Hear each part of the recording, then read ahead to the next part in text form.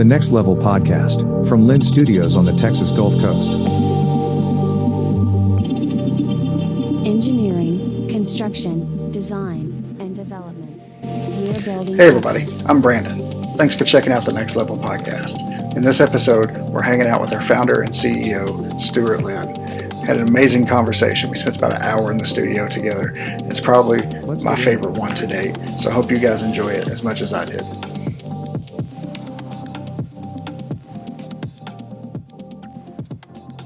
Hey Stu. What's up, Brendan? What's going on?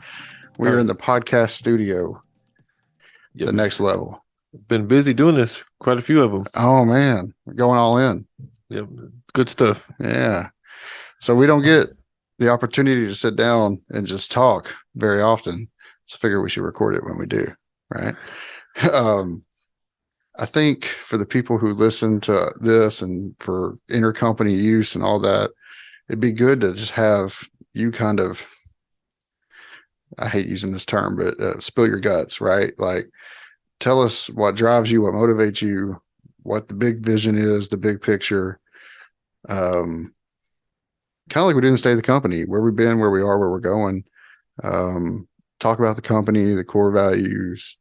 All right. I'll do my best. First thing that comes to mind is what got us to this point here. And so the most important, and I've told this story several times, so I'll tell it till the day I die.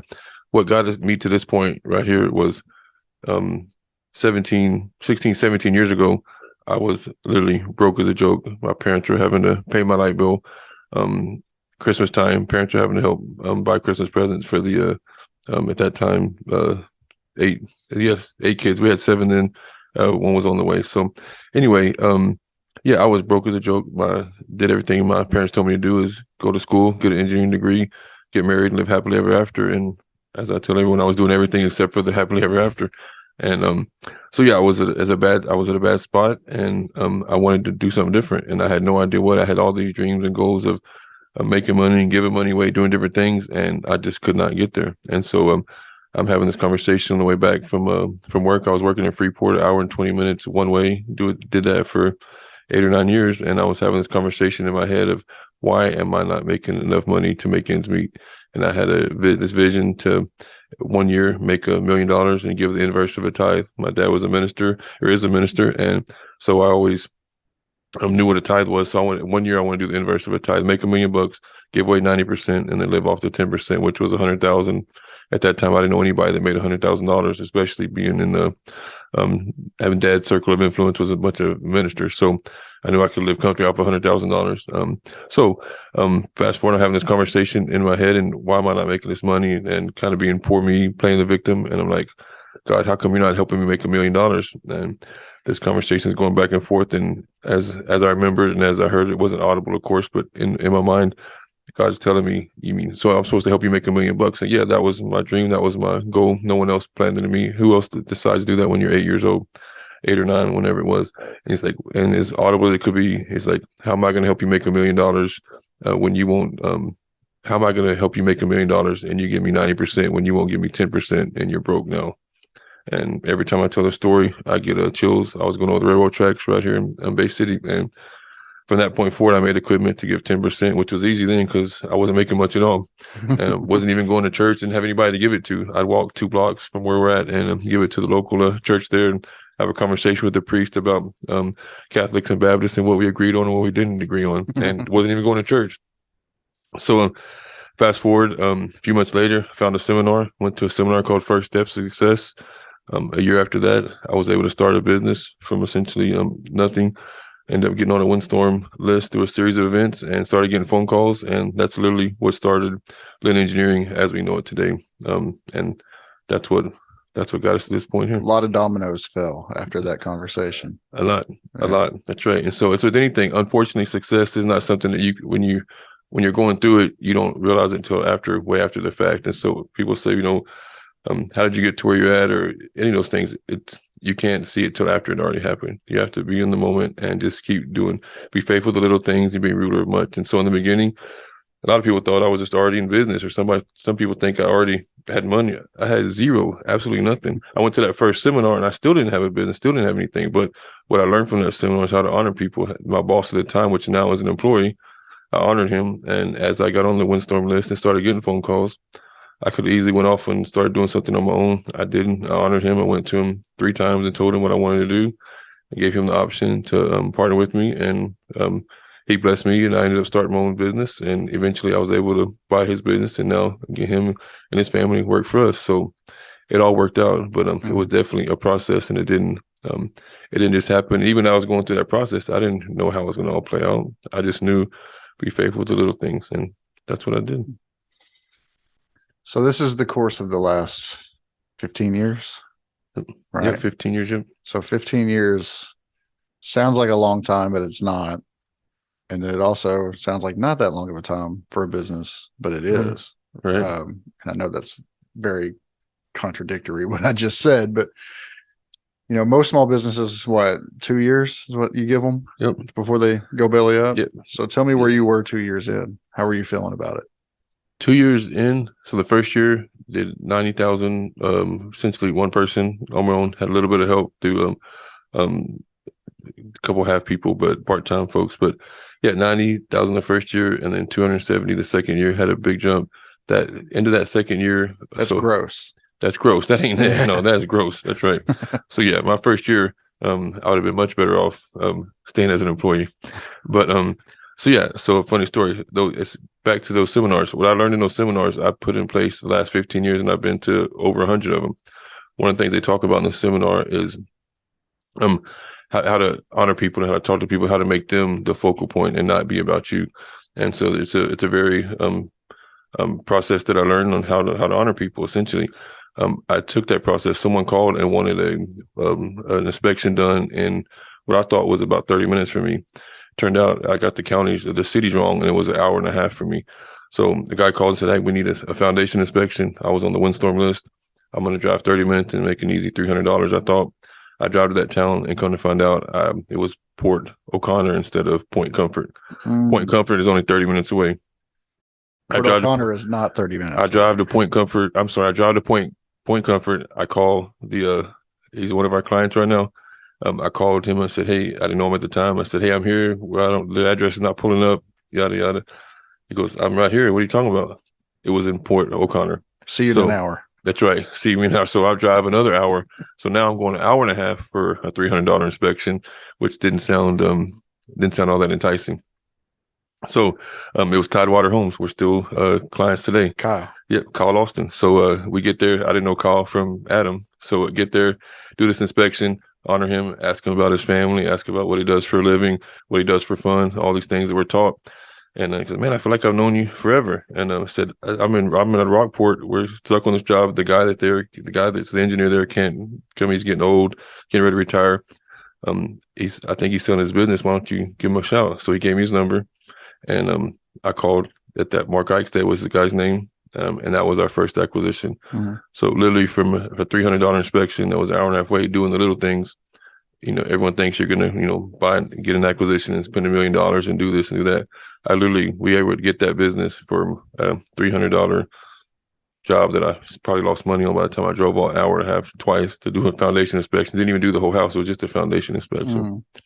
And that's what landed us the Rockport office. And that's the same thing that I've repeated over and over again. It's about honoring people, getting in front of them, making them feel special and important, and feeling their need. And that's what has led to this point here. Yeah, and there's more to that Rockport story, right? That just from what I've known talking to you over the years, just because it was for sale, you had to buy it, you had to pay for it, right? Yep. And so you had to go figure out a way to finance that, and only because somebody else involved in the story is a friend of mine, you're having to figure that part out. Yep. You told me that story once too, and I thought that was cool. Two good stories that came out of Rockport. Obviously, went and talked to Mr. Eichstead, had a few conversations. He wanted to sell the business somewhere around $300,000, if I remember right. He wanted $10,000 down, and was going to finance the rest of it. So $10,000 is a lot of money. Whenever that first year you gross 90, which means you didn't profit anything. Right. So it didn't have a whole lot of money. Had a couple $1,000s in the account. Went to the local bank. My credit I didn't get to being broke as a joke and not being able to pay my light bill by having good credit. Those all kind of go hand in hand. So my credit was horrible. I went to the bank, and Brandon Zabadine was in the bank, and then eventually another guy that you're talking about, which is Jason Childers. There at the bank, I went to Brandon and said, "Look, take a chance on me. If you will loan me this $10,000, I'll be here as long as you have me here, and let's do something big together." And they did. Now, looking back, they did have my dad co-sign for me. So in the beginning, I thought, man, they really do me a good deal. And they did. But they had dad as co-signing as well. But anyway, they loaned me the $10,000. I use that. They also knew your dad was going to make you pay that money. That's right. He wasn't going to pay it for you. That's right. That's right. He was still a minister. So anyway, so that's what landed Rockport. Wrote a check to Mark Eichstad for $10,000. He since passed, and that's how it all started. And the other big story that came out of Rockport, as soon as I got into business, there were some things going on in Rockport that weren't good. TDI, Texas Department of Insurance, came down to audit a bunch of jobs. What Mr. Eichstad was doing, he was having other engineers. He was up in the years, and he wasn't on the windstorm list. He was actually just paying people to sign off on his stuff. And so it's not illegal. It's just TDI was frowned upon it. So they thought I was another one of Mark's engineers that were coming in and signing off on stuff. So they came down and audited 7 jobs. I just been in business for less than a year. I was doing the best I could, but I was not a windstorm expert by any stretch. They come down and audited 7 of the jobs, big, huge jobs. And I found out real fast I didn't know as much as I thought I did in windstorm. They're coming down to shut me down. I just made this investment, bought this business, had at that time, 3 or 4 employees. I was scared as all get out. They come down again the other time whenever I did a whole lot of soul searching and praying, like, how did I get to this point? And then now I'm fixing to lose it all by getting audited, and these people are not going to stop. A state government can shut anybody down. They have way more resources than I'll ever have. And so they came down. There's one job they're going to nail me for. I'd been to a conference a few months before, and they talked about a certain detail that was in a 700-page manual. It's a purple International Residential Code. I knew that detail was in that book just because they referenced it while they were doing the seminar. This insurance guy, Texas Department of Insurance engineer, comes out and ask about a certain detail. I knew it was the detail that I just referenced to. And I told him, yes, I know it's in the International Residential Code. He goes, yeah. So yeah, I know it's in there. He said, okay. He put it in his back seat and gave me the IRC, the International Residential Code manual, and gave it to me. Said, show me where it's at. And I almost fell. Wanted to hide behind the curb. I was like, what in the world? And I had a quick conversation with the guy and said, you got me here. You better figure out a way to get me out. And I opened that 700-page, getting chills again, opened that 700-page IRC manual, and the very first page that came to was that portal frame. Wow. And I showed it to him. And he was impressed. I was dumbfounded. And I gave him that. And from that point forward, you're both impressed, huh? That's right. He, in his mind, he thought I knew what I was doing, and I knew how to turn to the page. I turned right to it. And so from there, there was a series of other events. A few weeks later, they ended up dropping everything, and went from there and have a great relationship with Texas Department of Insurance. We, they audit jobs from time to time because that's what they're supposed to do, and never had another big issue like that with them again. So those are the two big things that happened with the Rockport. And you are a windstorm expert now. Yep. We have a great team that knows everything there is to know about windstorm. That is correct. Yeah.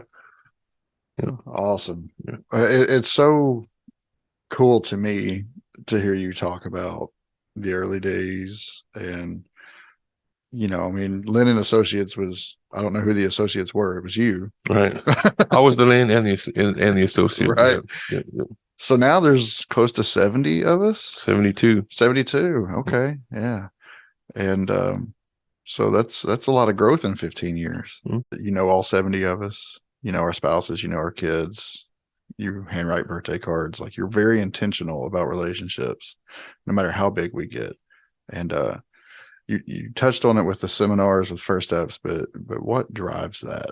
Like, do you have an experience where you worked somewhere where you felt like you were a number and just didn't want to do that again? Or no, my only employer before this was John D. Merchant Associates, we eventually bought several years ago.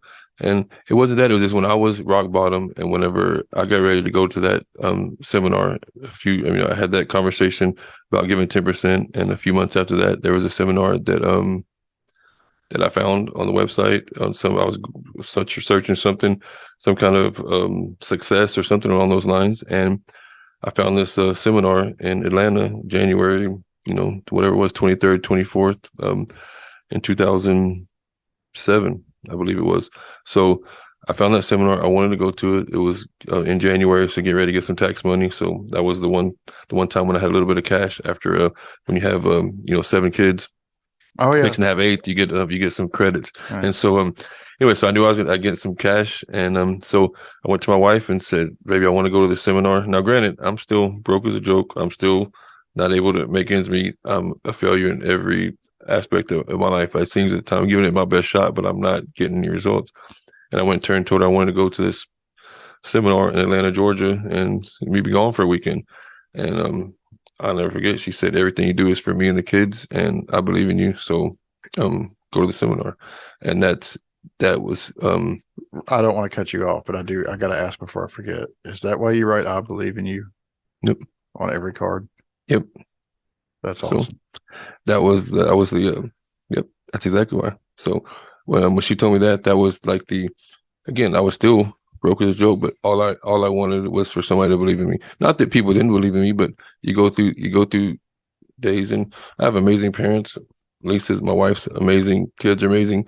So it's not that they didn't believe in me. I just needed to hear it, and I was at a part where I just needed somebody. And even more important, I think it's in every human and every husband. It's good to have people to say they believe in you. It's good to have your kids believe you, but there's nothing like when your wife tells you she believes in you, you can go through a brick wall. Mm-hmm. And when she told me that, I'll never forget, she was in the bed, we're talking about it, and that was it. So again, I didn't know it was a defining moment then. She just said she believed in me, and it kind of resonated with me. And I went to the event, started learning some things, put them into practice, and kept going back to those events every time, finding ways that I can get better. And that's it. So the long answer to your short question, as far as what drives me, is that Lisa believed in me at that point. Whenever she had nothing to believe in, it's a little easier as you have some success and do different things. But yeah. So for her to believe in me at that point was kind of, looking back, that was the start of it all. And so she saw something in me that no one else saw. And yeah, that's what it all started. Talk a little bit about this trip that's coming up, what we're going to do, why we're doing it, and what you hope is the result of the trip. Not just, what we're going to build while we're there, but what do you hope people get out of it? Yeah, when we started engineering in 2008, my passion was development, just because I wanted to do something big, and that was important to me. And in order to develop a subdivision or develop a piece of property, there's engineering involved. There's usually construction involved, surveying, all those different aspects. So my thought process was, if I had multiple companies that could do all those things, it would help me mitigate the risk of being in development and being over leveraged and losing money. So that all kind of fell in place organically. Engineering company, bought a construction company. One of our clients on the engineering side was a contractor. We bought his construction business. Steel Buildings, started that organically. Me and Mitchell started that several years ago. And it just all, so then development kind of morphed because we had the other industries, the other companies. So I wanted to mirror what we're doing in a first world country and a third world country. And that vision, I talked to our team about it. If you don't have a vision right now, that's fine. You can buy into my vision for a while, and then you can come with your own vision, and it'll all happen organically. So everything we do in Matagorda County, here in our local county, we want to mirror that in Honduras. So we're going to have a subdivision or development called Matagorda in Honduras. And we're going April 19th to the 23rd of this year to go make a difference. So to put that in perspective, we're going to build roads, streets, houses, utilities. I think there's a community center. The vision, I mean, it's going to be a neighborhood in Honduras, and appropriately called Matagorda. That's awesome. The team you're taking with you, we're going together as a group, people from the engineering company, people from the construction company. We're going to build a real neighborhood in Honduras and call it Matagorda, which is fantastic. What do you want people to bring back from that experience? The people on this team, who may be their first time ever leaving the country, maybe even leaving Texas, or leaving the city. What do you hope the end result for them is? My life has been impacted so much by doing things for other people, and I get way more out of it than the other people do. And if I had my wand that I could wave, if they could, by going to Honduras and seeing what I've been seeing by doing these things, if they can just for a split second, I'm hoping that they can see why I believe in them as much as I do.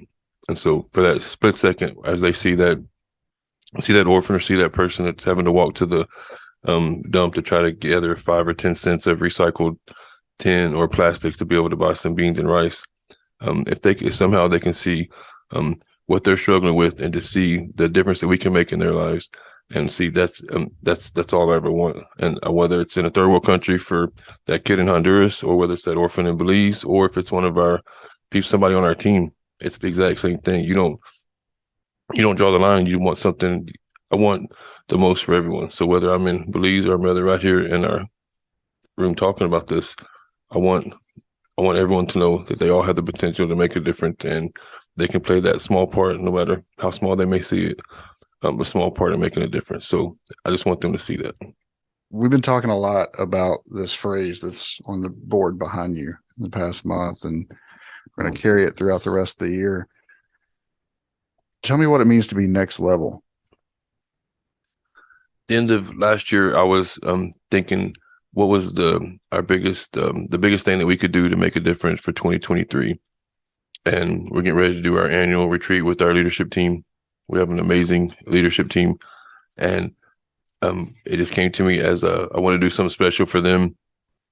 And we had a group, had a bunch of people. I don't know, there's probably 10 or 12, 15 of us with our spouses. We're in Palacios. You remember it? We're all there, and made a point to where we spent some time speaking life into each other. And as we're going around and everyone's doing that, I was just had a glimpse of what a special team we have. And those are the people that I interact with the most. And as good as that was, then I had a split, kind of a paradigm shift for everyone on those 15 members that are on these leadership teams for our companies, and how I'm not able to have that same relationship with some of the people that are outside those 15 people. And in that moment, next level came to my mind. I said, what we need to do this next year is take things to the next level, and parlay what we have on the leadership team down to the next level in our middle managers. And that's a big thing we're at in this stage of growth. And that was the first thing that came to my mind. And then that's just kind of morphed into everything we're going to do in 2023 is going to be at the next level. Everyone's talking about the economy and the interest rates, inflation, and everybody wants to figure out a reason why they can't do something, but we're not going to think that way. We're going to think of things in terms of next level, and no matter what's going on outside, we're going to take care of things that we can control, and we're going to take things to the next level, no matter what anybody else says or does. And that's how that phrase came to me. The individual contributor, somebody working their everyday role, whether it's a client relations person or one of the maintenance guys, or somebody working on a job site. What does it mean for them to be next level? It is to figure out where they're at. Your biggest competition in life, you can use a sports analogy. Most people their competition is the person across the other side of the aisle, or the other side of the court, or whatever it is. Simon Sinek talks about a lot in Infinite Game, is that your biggest competition is not your competition as far as a physical person. It's your own self and your own version of yourself. So to me, whether it's any of those people you mentioned, taking account of where they're at right now, today, and then to take things to the next level, how can they be just a little bit better tomorrow, a little bit better next week, and just be that just a little bit better each time. And that's all it is. It's not anything. You're not going to turn around and morph into something totally different. You're not going to go to one seminar and all of a sudden clap your hands and everything changes. The whole thing with these seminars, it's taking things to the next level. You take one or two pieces, implement it, and then course correct and do it again. And so it's a habit. We talked about Atomic Habits. We were doing our book club. It's the exact same thing. I was just thinking, for the last at least 10 years, you and I have been throwing book suggestions back and forth, right? And so I'm thinking of Atomic Habits, 1% Better, that. And you were talking about earlier, you mentioned, everybody's looking for a reason why. somebody to blame or whatever for why they can't do the things they want to do. And it reminded me of actually it's right there. I haven't read it for a while. It's a really good decoration though. But Good to Great. Yep. He talks about the window and the mirror. Yep. Don't look out the window for somebody to blame. Look in the mirror and figure it out. That's how Vision 2030 was birthed, is reading that book and wanting to have something bigger, and that we're starting to grow as a company. And I knew it couldn't be just about me, and people just don't work for a paycheck. And so I wanted them to have access to a vision much bigger than any of us. And that's how Vision 2030. That's why we're feeding the 500 orphans. That's why we're freeing 500 sex slaves. We're 1,000 orphans being fed. That's all those different things right there on the bottom. Yeah, we talk about it, right? 500 sex slaves rescued, 500 new homes, 1,000 orphans being fed, 30,000 new water wells. And of course, this cool little graphic 2030. Yep. And that came out of the BHAG that Collins talks about in Good to Great, and doing that, and then again going to these first steps seminars, was doing some mentoring with the a person that was leading those at the time, and we're having this conversation, and that's how it was birthed. Talk to me a little bit about how we came up with these core values, how we actually put them into practice, what they mean for the company, and how it's more than just marketing stuff, right? Yeah, for the longest we didn't have core values stated because I have this pet peeve that I don't want to be too corporatized, and so there's a mission statement, a vision statement, your core values, and a lot of times there's something you sit on the wall and your employees don't even know what they are. Looks really good in a brochure. That's right. That's and the so only so for the longest we didn't have true core values, and then when we formed our leadership team, had a meeting and we sat down and we said, look, if we could have we picked a couple of people in the company they couldn't be on the leadership team. There are a couple of people that we that if we had 10 of those or 20 of those type of people, we could do anything. And so we started just doing a simple exercise. We started writing down what are the things that they do best, what are the things that help define our company the way they are, and that's how those 5 came about. And those are our core values that we live by. We hire based on them, we fire based on them, we do our evaluations based on them, and it's everything. So they're truly I'm very happy as how it all progressed, because I did not want a core value, something that sat on the wall and nobody knew what it was. Everyone sees our core values multiple. We do have them on the wall. We do reference them a lot, but each time we sit down with an employee, we're going over our core values, and you're rated based on how you are with those core values, and that means a lot. It does, yeah. I don't want to put you on the spot here, but what are the 5 core values? Oh, that's easy. Number 1, fiercely loyal tribe. That's our number 1, and it's probably the one that's the hardest to define, and I think that's intentional. Fiercely loyal tribe can mean a lot of things to a lot of people, but it is our number one core value, and that is you don't know how fiercely loyal. Most people want to judge it on a day-to-day basis, which it can be, but you don't know how fiercely loyal your tribe is until something happens and people come together. So we've had a couple of events. Tomorrow, actually, we're doing a fundraiser for one of our employees that has cancer, 28 years old, married last year, has a kid due in April, and found out he has bone cancer. So we're doing a big fundraiser. We're all coming together, doing chicken plates and delivering them all over Matagorda County, essentially. So yeah, Fiercely Loyal Tribe, by far, number 1. From there, we solve problems. That's important. Obviously, from whether it's engineering, construction, or any business we're in, you have to solve problems, or you're not going to be in business very long. And the marketplace pays for value, and the bigger the problem, the bigger the paycheck. So we always want to be solving problems. Also have thirsty for knowledge. That came from going to these seminars. I wanted that to be a big focal point as far as being thirsty for knowledge, whether it's reading a book or doing a seminar or taking a class, continuing education, learning how to be a better engineer, learning how to be a better manager. All those things, thirsty for knowledge is important. After that, we have attention to detail. As you can imagine, in engineering field, especially, if you don't have attention to detail, you're going to be out of business pretty fast. So attention to detail is number 4, and then 5 is being humble, and that is important in every aspect. Again, engineering was our focal point in the beginning. That was our big company, and cannot stand when an engineer thinks that they are the be all end all, and especially when an engineer is talking to somebody that's not an engineer. You're talking to a city about a water sewer project, and the engineer wants to tell someone why their way is better and why they know everything in the the non-engineer doesn't. That's BS. The engineer, you should always be humble. And I've lived my life that way. It was very easy to be humble back home when you had humble beginnings and could not pay your light bill. And I've always stuck with that. And that's just been a trait that I've been blessed and fortunate to have for whatever reason. And it's a little deeper than that. It's easy to be humble whenever when you've been to enough, when you've done enough self-reflection to know how bad of a person I can be and could be and was at some point. And so just knowing, when I say bad, it's all relative, right? We all have our own gauge, but it's easy to be humble to know where I came from, and it just I'll never forget it. Real quick, I want to piggyback on the be humble, because I think that's the one that most people, or speaking for myself, that's the one we kind of struggle with, because it's easy to think about yourself, right? I mean, that's kind of human nature, and so you have to be intentional with how you think about others and think about your actions and how they impact others, and that. I saw a post on Instagram today that just kind of knocked me down. Credit where it's due. The guy who shared it was Alex Hormozy. I don't know if you follow him for anything, but he's the guy that does all the videos and the shorts. He's the buff guy with the beard. Yeah.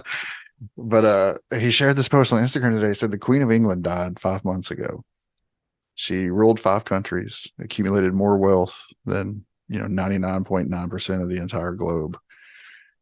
You haven't thought about her in the last 5 months. Yeah. Since she died. Like we're all going to disappear. That's right. And I mean, if anybody had reason not to be humble, it's probably the Queen of England. Right. But I mean, it's all going to come to an end, and there's going to come a time in our lineage and our generation and generations beyond to where we're dust and we're forgotten. So don't get too big for your britches. That's right. And being humble, we can all get better at it, and it's a constant improvable process. But I always, even I'm getting ready to coach one of my grandkids. He's 12, and he's one more year in baseball.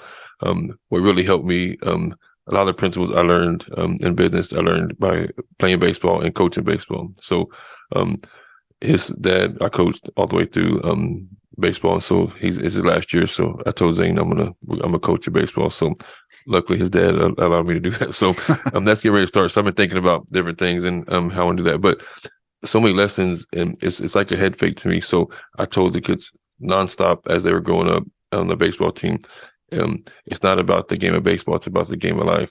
So the one thing, just a quick little example, if there's a third strike coming, you better freaking swing the bat. I don't care if you miss it, because you're going to miss 100% of it if you don't swing. If it's close, you swing the bat. And that relates to life. When you're down and you got 2 strikes in life, you're not going to take advantage of opportunity. You're sitting there being the victim and not taking action.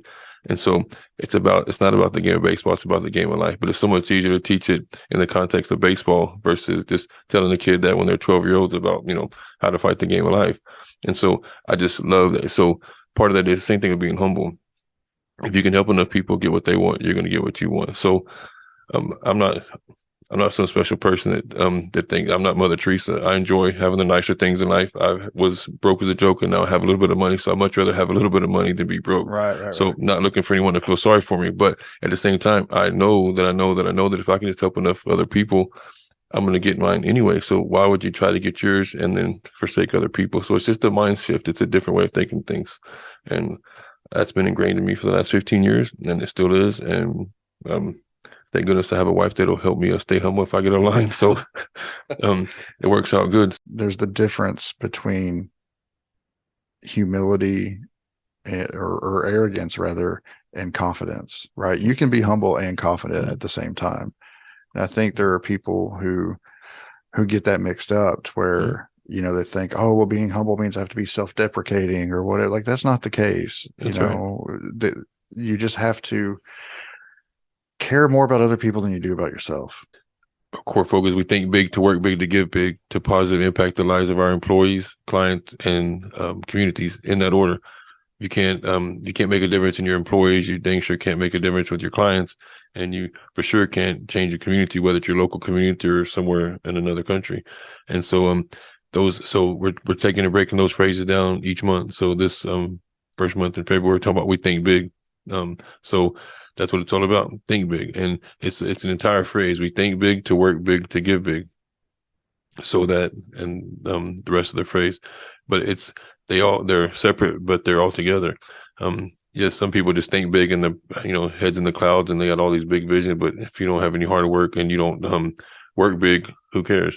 And then there's some people that do nothing but work big and can make tons of money or have success in whatever right they feel, but it's empty because they don't give.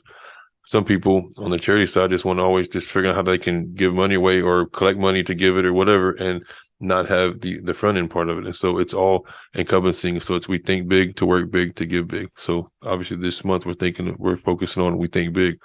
And so we're having each of our everyone on our team, we're all in some type of meeting throughout the week. And so everyone's going to get together and come up with some of their ideas that we think big. I already had one of our engineers text me something a couple of days ago, an idea, had a crazy, audacious goal and something he wanted to add to actually one of our departments. So it'll be cool kind of fleshing that out, and we may do it, we may not, but at least he's thinking about it. That's right. We dang sure would have never done it if we didn't hear about it. Yeah. And so it's good. And so we'll have all kind of things. Our first phrase for January is the next level.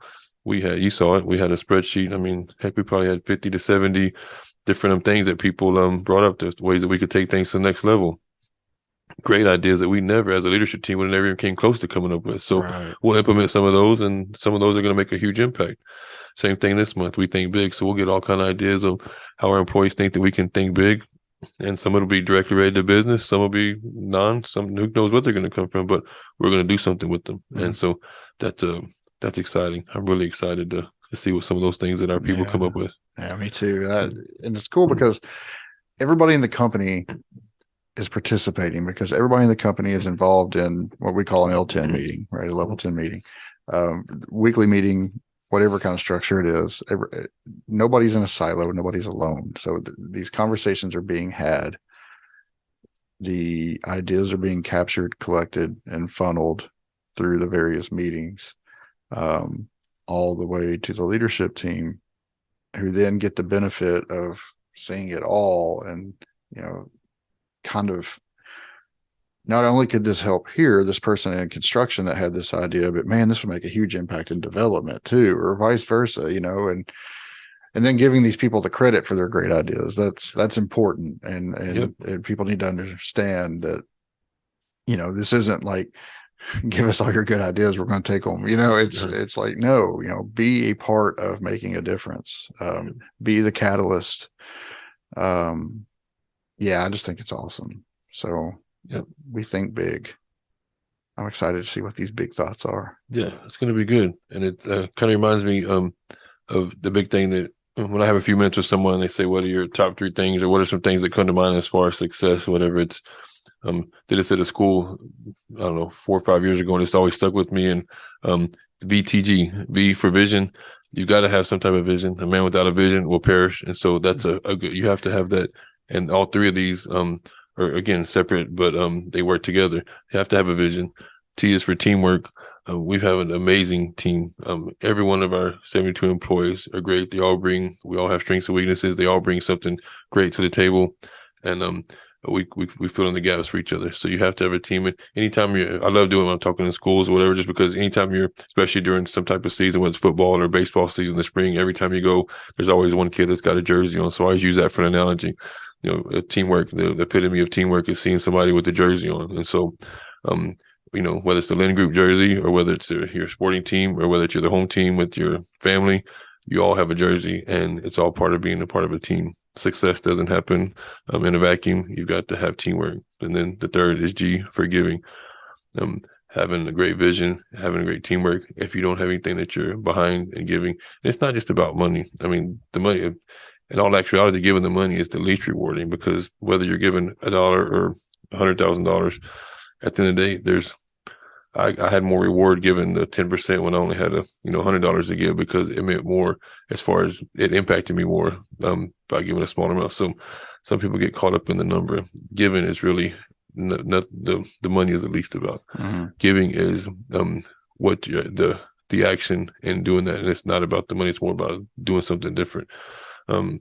heck, I mean, this thing we're doing tomorrow for one of our people, I don't think that, I mean, the company might have done a few $100s, nothing major, but we're going to have, many, many man hours and camaraderie and hanging out with other people, delivering plates to people that we don't normally see, getting in the community. That is way more important than any type of money. So don't get caught up in giving being money. It's giving of your action, giving of your time, giving of your resources, not just about money. So anyway, VTG, vision, teamwork, and giving.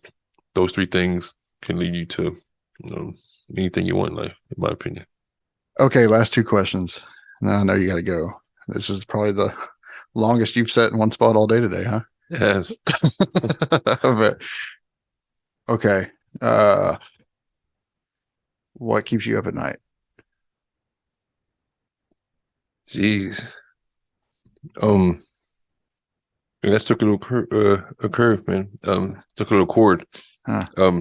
What keeps me up at night is that when it's all said and done, that I do my very best, A, and two,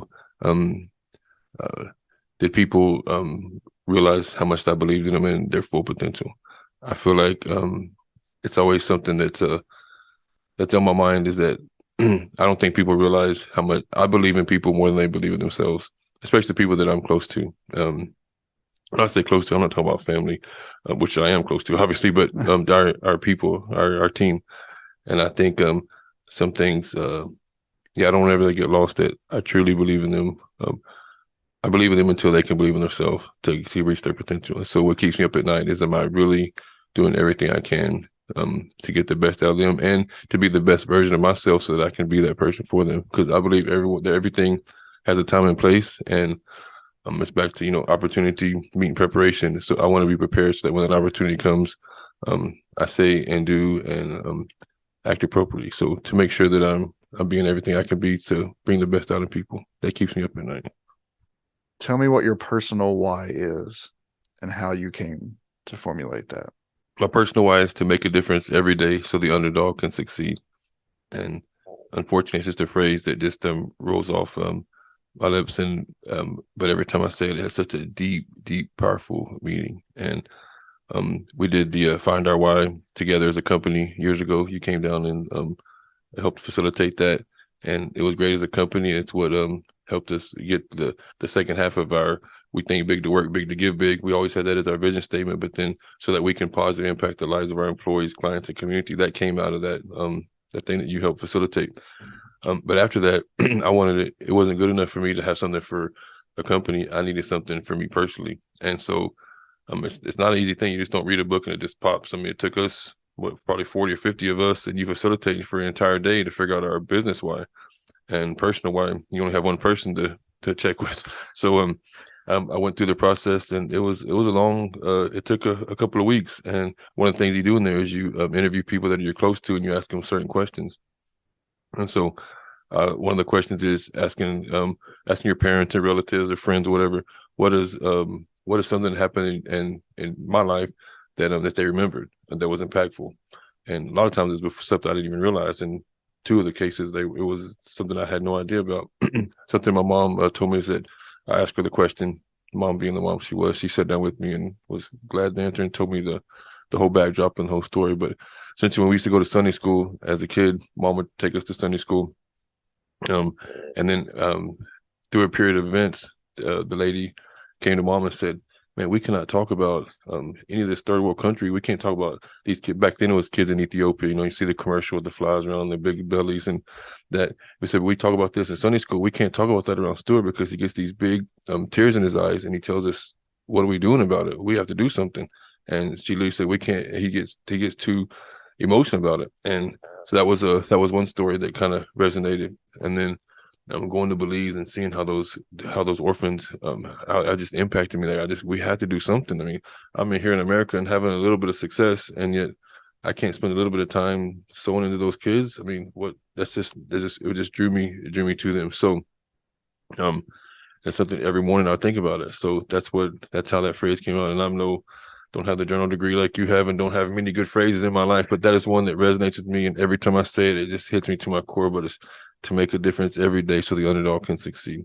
And it's what moves me. And everything that I do is through that filter. And It moves me, it drives me, it motivates me, it gets me up in the morning, and it keeps me up at night. What do you want Stuart Lynn to be remembered for? What do I want Stuart Lynn to be remembered for? I thought about this sometime, not recently, but I don't know how this story came up, but it's something along the lines of when you're dead and gone, and you're hopefully you're the great great grandpa or the great great great great grandpa, depending on how long it is that happened. If your picture's on the mantle, what A, do they even know who you are? As far as what legacy you left, or what do you want to be remembered as? And so I've thought about that, and obviously, kind of our family legacy is you either get someone's time or you get their resources. My kids, and even grandkids for that matter, have 8 amazing kids and 7 grandkids, and so they all get my time because I'm here on Earth. My great great great grandkid is not going to have my time unless they figure out a way for me to live to be 300-400 years old. I'm not going to be there, and so what can I leave? And not resources as far as money. What can I leave as a legacy to truly impact them? Because it's one thing, you all know, you be around a certain person and you can truly get impacted, or you can read something and be impacted on a minute's notice. And so what is it that I can do to truly leave an impact?